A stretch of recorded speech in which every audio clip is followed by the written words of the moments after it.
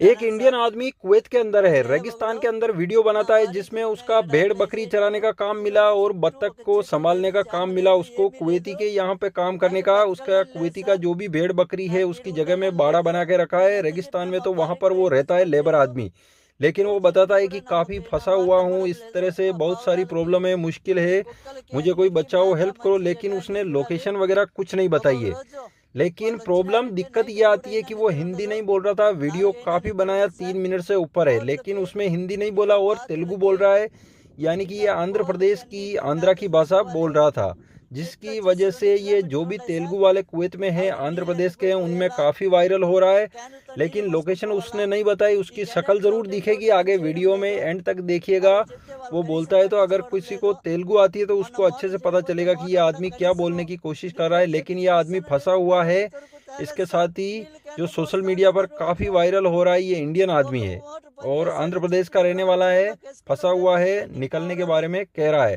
तो ये वीडियो अगर इंडियन एम्बेसी के पास जाता है, एम्बेसी किसी तेलुगु आने वाले आदमी को दिखाता है तो उसकी हेल्प कर सकते हैं। अगर उसमें कुछ लोकेशन वगैरह बताई होगी तो इंडियन एम्बेसी को मदद करना चाहिए, ताकि एक तरह से पता चले कि आखिर प्रॉब्लम क्या है, दिक्कत क्या है। आगे एंड तक देखें, यह आदमी खुद वीडियो के सामने आके और बताएगा, लेकिन वही तेलुगु में बताएगा।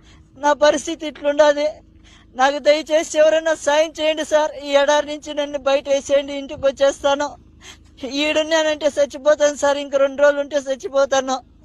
నా వల్ల కావడం లేదు సార్. చూడండి, చుట్టుకారము ఒక చెట్టు లేదు, చేమ లేదు, ఒక మనిషి మాట్లాడేవాడు కూడా లేడు సార్. ఈడ నాకు కనీసం మాట్లాడించేవాడు లేడు.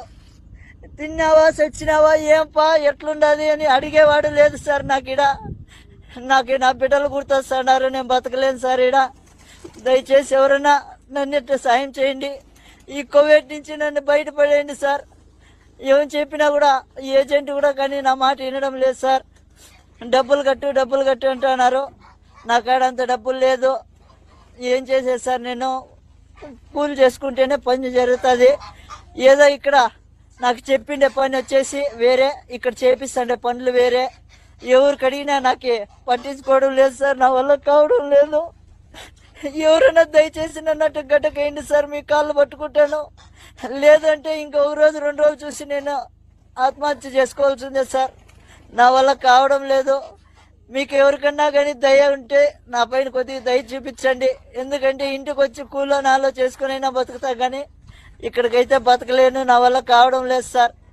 10 నుంచి సాయంత్రం దాకా ఒకటే పని ఉంటుంది.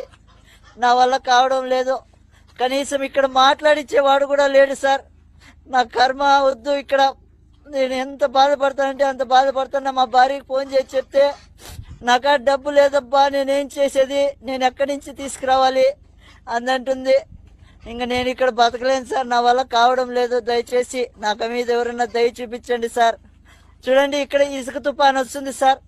ఆ రోజు వాళ్ళకి చెప్పినా కూడా వాళ్ళు రారు. ఇసుక తుఫాను ఉంటే రారు వాళ్ళు.